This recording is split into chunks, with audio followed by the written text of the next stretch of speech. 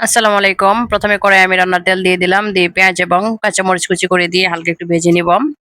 তারপর কিন্তু আমি এখানে ডিম দিয়ে দিয়েছি। ডিমগুলো একসাথে ভালোভাবে ভেজে নিব। চুলার আগুনটা কিন্তু মিডিয়াম হিটে করে রেখেছি।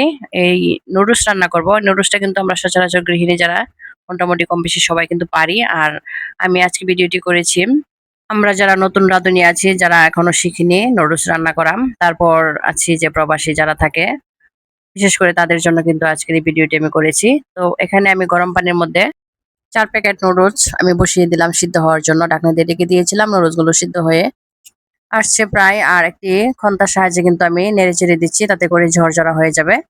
সিদ্ধ হওয়ার পর কিন্তু আমি একটা চালনিতে ধুয়ে তারপর পানি ঝরিয়ে নিব। আমি সুন্দরভাবে কিন্তু পানি দিয়ে আ ধুয়ে নিচ্ছি। তাতে করে কিন্তু নুডলস রান্নাটা করতে অনেকটা ঝরঝরে হবে। এখন আমি নুডলস গুলো দিয়ে দিচ্ছি ডিমের মধ্যে। আর একসাথে কিন্তু আমি আরো ভেজে নিব। নুডলস রান্নাটা কিন্তু বিশেষ করে ছোটদের কাছে অনেক বেশি ভালো লাগে। তাছাড়া বড়রা কিন্তু আমরা অনেকেই পছন্দ করি। এখন আমি নুডলসের যে মসলাটা সেগুলো আমি দিয়ে দিব। ৪ প্যাকেট নুডলসের জন্য কিন্তু ৪ প্যাকেট মসলা আমি এখানে দিয়ে দিচ্ছি। খুব সুন্দরভাবে আমি খন্তার সাহায্যে কিন্তু ভালোভাবে মিক্সড করে নিব।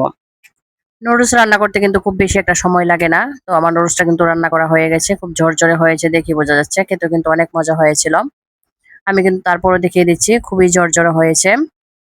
আর এখন আমি নুডলস কিন্তু নামিয়ে নিব। ভিডিওটি যদি ভালো লেগে থাকে তাহলে আমার পেজটি ফলো দিয়ে থাকবেন এবং আমার ইউটিউব চ্যানেলটি সাবস্ক্রাইব করে দিবেন। তো সবাই ভালো থাকবেন, সুস্থ থাকবেন। Take care. আল্লাহ হাফেজ।